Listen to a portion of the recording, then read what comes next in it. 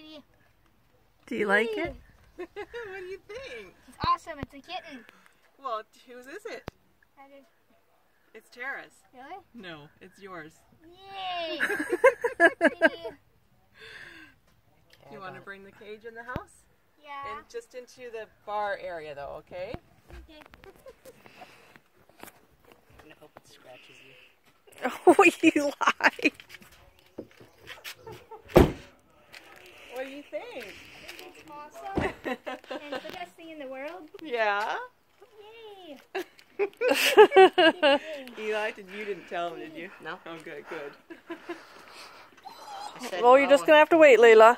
Sorry, Layla. I know I'm taking up all your mom's You can put the attention. kitty up on the pool table there, because we don't take him in the house right now, right away. These cats will get upset. And what are these boilers, please? You can take him out though.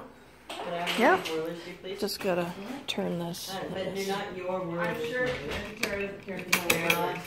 Not have one boiler. Oh, you can have as many as you want. Hi!